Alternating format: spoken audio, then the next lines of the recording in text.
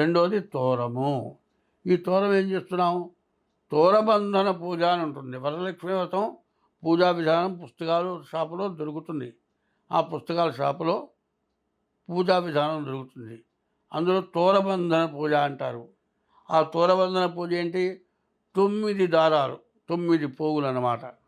9 ముళ్ళు వేసి అక్కడ పెడతాం. ఆ తోరాన్ని కట్టేపటి చేతికి మంత్రం చెబుతాం. బధ్నామి దక్షిణే హస్తే నవసూత్రం శుభప్రదం పుత్ర పౌత్రాభివృద్ధించ సౌభాగ్యం దేహిమేలమే. అయ్యా, ఎక్కడో ఉన్నాయి పుస్తకాలు, ఎక్కడో ఉన్నాయి షాపులు, మేము పల్లెటూళ్ళలో ఉన్నాం, మాకు ఇవన్నీ దొరకవనుకుంటే ఇప్పుడు 1, 2 సార్లు చెబుతున్నా.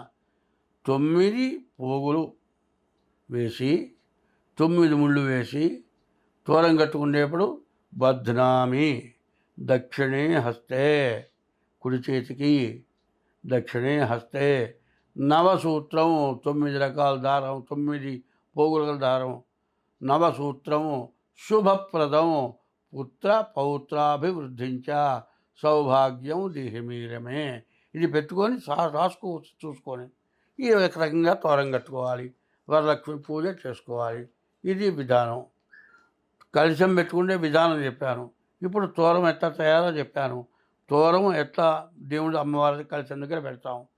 పసుపుతోటి అమ్మవారిని చేసి పెట్టాలి. పసుపు ముద్ద అమ్మవారు. పసుపే సాక్షాత్తు లక్ష్మీ అమ్మవారు. లక్ష్మీ పటం పెట్టుకోవచ్చు, లక్ష్మీ పటం ముందు కలశం పెట్టుకోవచ్చు. కలశం ముందు పసుపుతో ముద్ద చేసి మరి అమ్మవారిని పెట్టాలి. తర్వాత ఆ పసుపుతో చేసిన ముద్ద దగ్గర తోరం పెట్టాలి. తర్వాత ఒక దారం గుచ్చి ఆ ప్రతిమని ఆ కలశం మెడలో వేయాలి. ఇది విధానం. ఈ కలశం విధానం ఇది, తోరం విధానం ఇది.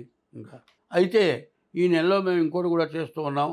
ఈ శ్రావణ మాసంలో ఈశ్వరుడికి కూడా ప్రీతి అయిన రోజులు కాబట్టి మానవులకి సమస్యలు చాలా ఉంటున్నాయి.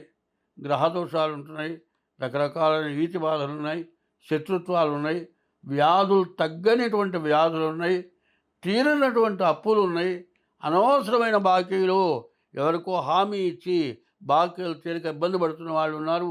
ఎవరైనా ఆస్తులు కబ్జా చేసి స్వాధీనంగా ఇబ్బందులు పడేవాళ్ళు ఉన్నారు.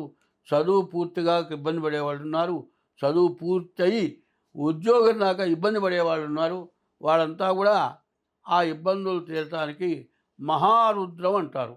ఆ మహారుద్రం అనేటువంటి పూజ చేస్తూ ఉన్నాం. ఈ పూజ కూడా చాలా ఖర్చుతో కూడుకున్న పూజ. ఎవరైనా సరే ఎటువంటి బాధలున్నా కూడా పోతాయి. ఆ పూజ మేము చేయబోతూ ఉన్నాం. ఎవరైనా చేసుకునేవాళ్ళు మమ్మల్ని సంప్రదిస్తే మా ఫోన్ నెంబర్కి ఫోన్ చేస్తే ఆ వివరాలు చెబుతాం. ఆ పూజ చేసుకోవచ్చు. ఈ శ్రావణ మాసంలో ఇటు ఈశ్వరుడికి అటు అమ్మవారికి ఇద్దరికి కూడా ప్రీతి అయినటువంటి రోజు ఈ శ్రావణ మాసం, ఈ నెల మొత్తం.